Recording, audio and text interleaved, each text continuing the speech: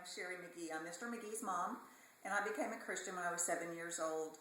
However, I didn't truly understand the sacrifice that Jesus gave for me until I was much older, and I thought I could do a lot of things all by myself and didn't need any help.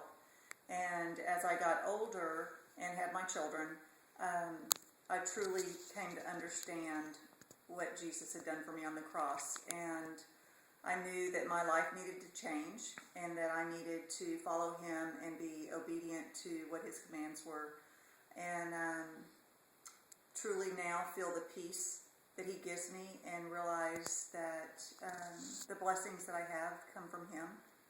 When I was older, or younger, even when I did accept Christ as a young girl, my family didn't always go to church, and I remember being dropped off and going to vacation Bible school and Sunday school occasionally, so it wasn't a continual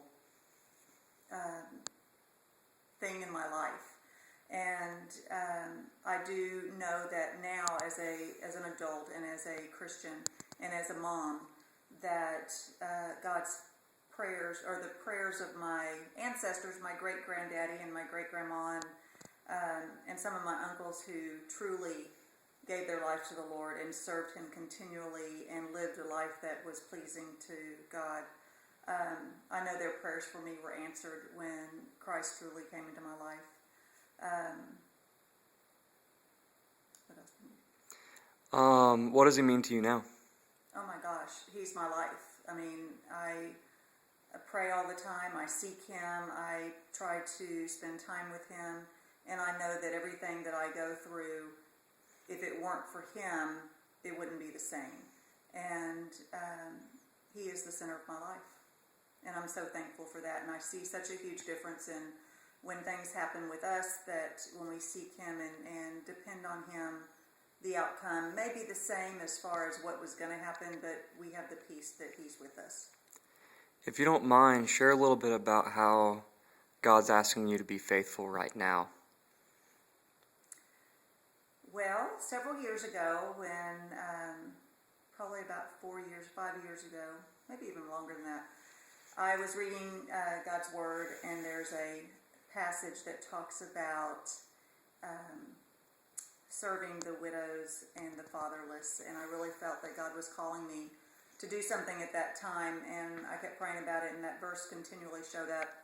And my husband and I started working at Gainesville State School in a faith-based dorm, and we did that for about 3 years, and we really we stopped a few years ago and feel like God is calling us back and that to do something for him. And I know that besides doing our regular church and Sunday school, we've had opportunities to share and to witness and to become friends with non-Christians, especially a Muslim couple that we're ministering to right now. So I feel like we do